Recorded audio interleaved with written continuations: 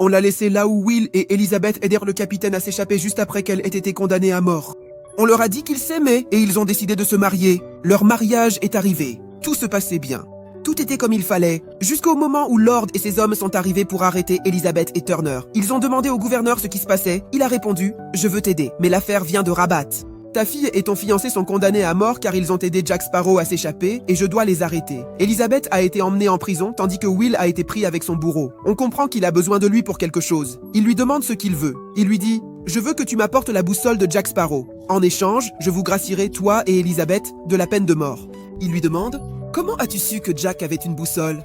Il lui dit qu'il y avait une vieille rancune entre lui et Jack, mais que cela n'a pas d'importance, car ce sur quoi il doit se concentrer maintenant, c'est de récupérer la boussole pour sauver sa fiancée. Allons voir Jack. Alors qu'il descend dans la cale du navire pour prendre une bouteille, il trouve un pirate qui l'attendait, une confrontation éclate. Jack l'a vu et a été choqué, car il avait disparu depuis des années et il n'aurait jamais imaginé le revoir. Il lui a demandé ce qu'il faisait là. Le pirate lui a dit « Tu as peut-être oublié, mais toi aussi tu as passé un accord avec David Jones et tu dois rejoindre son équipage. » Il a ajouté « Je te conseille d'aller le voir au plus vite, sinon il t'enverra un monstre qui détruira ta vie. » À la fin, il m'a fait une marque sur la main. Il m'a dit que c'est par cette marque que le monstre me retrouverait et que je ne pourrais jamais lui échapper. Après tout ce qui s'est passé, Jack est resté calme. Pendant ce temps, les hommes de l'équipage dormaient, jusqu'à ce qu'ils entendent quelqu'un crier « Trouvez une terre ferme !»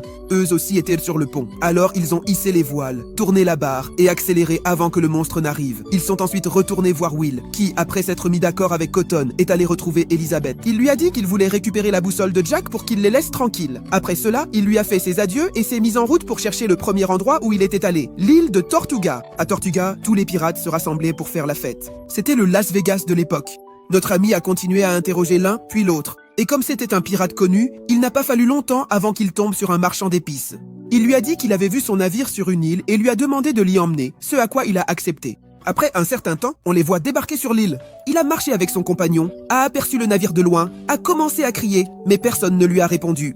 Il continuait à se demander où ils avaient pu aller. Il a alors aperçu un membre de l'équipage qui le suivait, s'est enfoncé dans la forêt, et alors qu'il avançait, a baissé sa garde et s'est retrouvé pris dans un piège, entouré de personnes qui l'encerclaient. Il a essayé de se débattre, mais en vain. L'un d'eux l'a frappé d'une lance, et lorsqu'il a repris connaissance, s'est retrouvé face au chef de la tribu. Et le choc, c'est que c'était bien le chef de la tribu. Comment est-il devenu leur chef par la suite? Et découvrons comment Will l'a vu. Il lui a dit qu'ils étaient condamnés à mort parce qu'ils s'entraidaient et qu'il devait donner sa boussole pour la sauver. Jack a fait semblant de ne pas le connaître et a commencé à parler aux habitants de la tribu avec un accent étrange. Juste après, ils ont pris la prisonnière avec l'équipage de l'autre camp. La garde est venue la voir, lui a demandé d'aller au port où elle trouverait un navire qui l'attendait pour boire. Elizabeth a dit à Boa qu'elle allait s'enfuir, mais tout en le distrayant, elle a sorti son pistolet et l'a braqué sur lui alors qu'il était dans son bureau, jusqu'à ce qu'elle entre. « Bonjour !» Cart, choquée par cette situation, lui a demandé comment elle s'était échappée. Elle lui a répondu que ce n'était pas important. Ce qui compte, c'est que maintenant tu vas devoir jouer à mes jeux, sinon tu perdras la tête. Cart lui a dit qu'il ne pouvait pas, car il n'avait qu'une carte. Elizabeth n'a pas aimé entendre cela, mais elle n'avait pas le choix. Elle lui a demandé de la signer en son nom. Et ses décisions et mouvements le long de la journée, à la fin, nous verrons un commentaire avec l'équipe. Il a demandé à Jabs pourquoi Jack n'est pas sorti de prison. Il lui a répondu qu'il était aussi enfermé. Il a commencé à expliquer ce qui s'est passé quand ils ont été emprisonnés sur l'île et que la tribu les a assiégés, pensant que Jack était un homme extraordinaire. Selon les croyances de la tribu, il laisse l'homme extraordinaire les diriger quelques jours. Puis il le mange pour s'approprier sa force. Il répète ce rituel dans l'autre partie de l'île où ils sont attachés et prêts à le retirer. Pendant ce temps, l'équipage tente de s'échapper, ils tirent sur les liens et finissent par atteindre le bord. Ils commencent à grimper, mais l'un d'eux tombe et le dit à la tribu. Celle-ci apprend l'évasion, laisse Jack attaché et part les attraper. Lui aussi, bien qu'attaché, bouge ses jambes, rencontre un gamin qu'il vainc, coupe les cordes et s'enfuit. La tribu, n'ayant pas rattrapé l'équipage, retourne poursuivre le rituel, mais découvre qu'il s'est aussi échappé. Le chef le poursuit, suivi de la tribu, montrant qu'ils étaient bien préparés.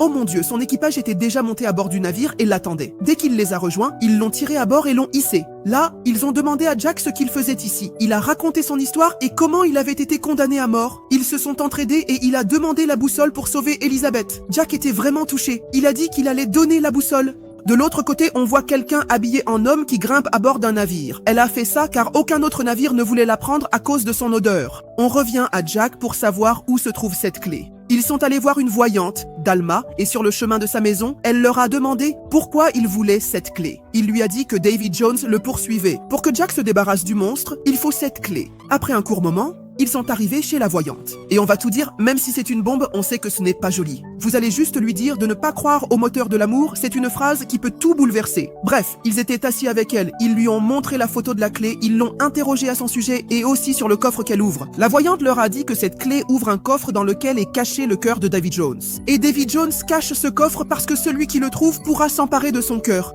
De cette façon, il pourra le contrôler et même le tuer, d'après ce que la voyante a dit. Il a compris que Jack cherche ce coffre pour prendre le cœur de David et en finir avec lui. Alors il lui a demandé où il pourrait le trouver. Elle leur a dit qu'il est toujours avec David Jones. Quant au coffre, personne ne sait où il se trouve. Et la seule chose qui pourrait les y mener, c'est la boussole de Jack Sparrow. À travers tout cela, on comprend qu'on lui demande de ramener la boussole de Jack pour, grâce à elle, trouver le cœur de David Jones et le contrôler. Jack a demandé « Que fait-on maintenant ?» On lui a répondu « C'est simple, rapporte-moi le coffre de David Jones. Et en échange, je te donnerai la boussole. » Et il a accepté ce marché. Mais avant qu'ils ne partent, la voyante les a arrêtés. Elle a prévenu l'un d'eux que tant que Jack n'entrerait pas dans la mer, et elle lui a donné une bouteille de terre. Elle lui a dit de garder la terre avec lui, car ainsi il serait protégé de la mer et du monstre. De là, ils se sont dirigés vers le navire de David. En s'approchant, ils lui ont donné une barque et lui ont conseillé de récupérer la clé. En chemin, il lui a recommandé dans une telle situation de leur dire qu'il venait régler la dette de Jack Sparrow. Après un court moment, ils sont arrivés au navire de David et en montant à bord, il a été accueilli par les hommes de l'équipage, qui étaient vraiment terrifiants. Lui battu contre eux, à la fin, tombé dans le coma, quand réveillait David Jones devant lui. Johnson avait l'air désorienté à cause de ces hommes. Il a demandé ce qu'il faisait ou s'il réparait son navire. Il a dit que c'était pour récupérer ce qui lui appartenait. Quand Johnson a entendu le nom de Jack Sparrow, il s'est dit qu'il devait être prêt.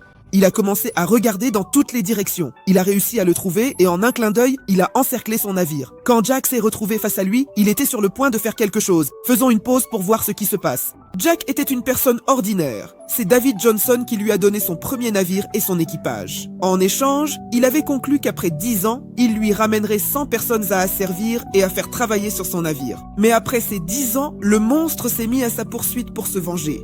Il a commencé à le supplier. « Donnez-moi plus de temps et je vous ramènerai 100 personnes. » Après insistance, il a accepté de lui accorder 3 jours de plus, prenant une garantie. Il est parti, choqué. Il lui a demandé comment il comptait ramener 100 personnes. Il a répondu « Le meilleur endroit, c'est Tortuga. Là-bas, tout le monde est ivre et fait la fête. » Il m'a dit « Que Dieu soit avec moi. Personne ne peut te dire autrement. Sauf la nuit du dernier jour, on verra à Tortuga s'ils arrivent à trouver ces 100 personnes. » Incapables de dire qu'ils prendraient du navire de David, ils publièrent une annonce et commencèrent à inscrire des gens, prétendant avoir besoin de travailleurs sur leur navire. Au début, Jack pensait que l'affaire serait facile, mais ils ont passé toute la nuit à attendre, espérant que quelques personnes parmi les 4 viendraient. Le commandant qui avait perdu son travail car il n'avait pas pu trouver ce qu'il cherchait. Ils l'ont vu directement, et il allait devoir assumer la responsabilité de tout ce qui lui était arrivé. Ils l'ont menacé, ont essayé de le désarmer, mais rien n'y faisait, même quand ils lui tirèrent dessus. C'est alors que les hommes de Jack sont intervenus au bon moment. Ils lui ont retiré son arme, mais il a frappé quelqu'un, ce dernier en a frappé un autre, et ainsi de suite, chacun frappant un autre. Et tout le monde était ivre. Il y avait de la suspicion entre eux, et la bagarre a éclaté. C'est alors qu'Elizabeth est entrée. Elle a percuté le commandant à la tête, l'a assommé, l'a traîné avec elle, et s'est éloignée.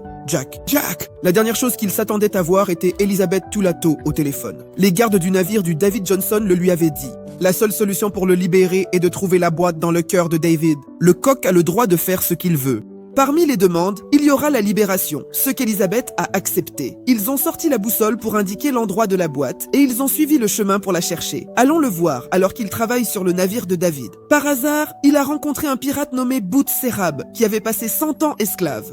Ils lui ont demandé pourquoi il n'avait pas essayé de s'échapper. Il a dit qu'il avait prêté serment et ne partirait pas tant qu'il n'aurait pas remboursé sa dette. Comme il était là depuis longtemps sur ce navire, il s'est dit qu'il devait savoir quelque chose sur la clé. Il a sorti sa question et l'a interrogé. Quand il l'a vu, il lui a dit que cette clé ne quittait jamais son cou et que la seule façon de la lui voler était de le laisser s'endormir. C'est exactement ce qu'ils ont fait. Ils ont attendu qu'il s'endorme et pendant qu'il dormait, ils ont retiré la clé de son cou sans qu'il ne s'en rende compte. Puis, ils ont couru sur le pont. Là, ils ont trouvé une petite barque qui leur suffisait et ils sont partis. Revenons à Jack, qui, en chemin, cherchait le coffre. Elizabeth lui racontait ce que Calter avait dit et comment il voulait obtenir sa boussole à tout prix. D'après ce qu'elle disait, Jack a compris qu'il avait besoin de la boussole pour trouver le coffre, ce qui lui permettrait de contrôler David. Et bien sûr, celui qui le contrôlerait tout simplement. David, le pirate le plus redoutable, dominait les mers. Il ignorait avoir volé la clé et que la réputation de son monstre le précédait. Alors qu'il plaisantait avec le capitaine d'un navire pour fuir, son monstre impressionnait, faisant croire qu'il contrôlait le navire.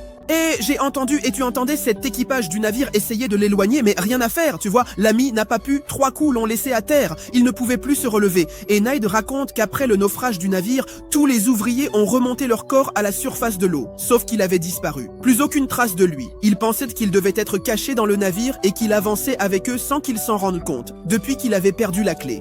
Le cœur de Will allait être en danger et à ce moment-là, il était en face de l'île où ils étaient cachés. En fait, sa prévision était juste, car au moment où il se dirigeait vers l'île, Elizabeth et les autres étaient déjà arrivés pour chercher le coffre. Effectivement, ils ont réussi à le trouver, mais en sortant, ils sont tombés sur eux. Et puisque Will était arrivé sur l'île, forcément, son équipage aussi. Will voulait accrocher le cœur pour le purifier et libérer son père, mais il voulait aussi le garder pour pouvoir contrôler Davy. Ils étaient tous divisés, chacun voulant prendre le cœur pour ses propres intérêts. Le Commodore Norrington s'est aussi mêlé au conflit, voulant prendre le cœur pour redevenir Commodore à nouveau. Au milieu de la bagarre, il y a eu une confusion entre Will et Norrington. Et dans le chaos, Norrington a pris le cœur et s'est enfui. Au même moment, les hommes de Davy sont arrivés, semant la panique. Norrington a couru cacher le cœur dans la bouteille de sable, puis est revenu se battre comme si de rien n'était. Mais ils ont vu Norrington cacher quelque chose. Et dès qu'il s'est éloigné de la bouteille, ils ont couru se cacher dans des recoins et il s'est retrouvé coincé. Après cela, ils ont éliminé d'hommes de Davy, ont pris la bouteille de sable et ont accroché leur navire. Et ils se disaient que c'était fini. Mais avec le navire de Jack, qui était bien meilleur que celui de Davy, ils ont pu facilement l'accrocher. Enfin, pas si facilement que ça. Aisha a dit à la radio qu'ils n'étaient pas encore vraiment à l'aise après leur fuite quand soudain la créature de David est apparue devant eux. La bouteille est tombée et là, il va être choqué de découvrir qu'il n'y a pas de cœur à l'intérieur. Il ne savait quoi faire, alors il les laissa stupéfaits et s'éclipsa pour chercher. Pendant ce temps, l'équipage se battait contre le monstre, en vain. À un moment, Jack, qui devait les achever, décida d'abandonner le cœur, même après tout ce qui s'était passé, et revint les aider. Le monstre allait détruire le navire, mais Tia l'attira vers les tonneaux d'alcool et y mit le feu. Grâce à cela, il put sauver ses hommes, qui le remercièrent. Un autre revint pour eux, et ils commencèrent à descendre les petits bateaux à la hâte, car il s'avère que le monstre allait bientôt se réveiller et vouloir se venger. Les hommes descendirent tous, et alors que Jack allait les suivre, Elizabeth le distrait et l'enferma avec le navire. Il demanda pourquoi elle avait fait ça, après qu'il se soit sacrifié et soit revenu les sauver. Elle lui répondit que l'autobot le cherchait. Sinon, s'il l'avait emmené, il ne les aurait sûrement pas trahis. Après ça, elle le laissa là et descendit. Ses hommes lui demandèrent ce qu'il en était. Elle leur dit qu'il avait décidé de rester, ce qui signifiait qu'il était prêt à se sacrifier pour qu'il puisse s'échapper. Ses hommes étaient très attristés pour lui, mais en même temps, ils respectaient énormément son courage. L'essentiel, c'est qu'il est resté avec cette chaîne. En effet, il a réussi à se libérer la main, mais avant qu'il ne puisse s'échapper, l'attaque du monstre sur le navire l'a détruit. Ses amis ont vu cela et ont été très affectés, tandis que lui, il était fou de joie d'avoir enfin pu dormir. Il a sorti sa boîte pour vérifier son cœur, et là, il a été choqué de voir qu'il n'y était pas. D'un autre côté, on le voit en train de négocier avec Carter pour récupérer son poste, et bien sûr, Carter accepte. Pendant ce temps, Elizabeth et son équipage sont sur le rivage, tristes de la mort de Jack. Elle leur dit qu'il y a encore de l'espoir de le sauver, mais qu'ils doivent partir pour le prochain voyage à l'autre bout du monde. L'équipage était prêt à tout pour cela. C'est pourquoi, à cet instant, il était déjà avec eux. Elle leur a fait savoir que le capitaine de ce voyage ne serait autre que Barbossa lui-même.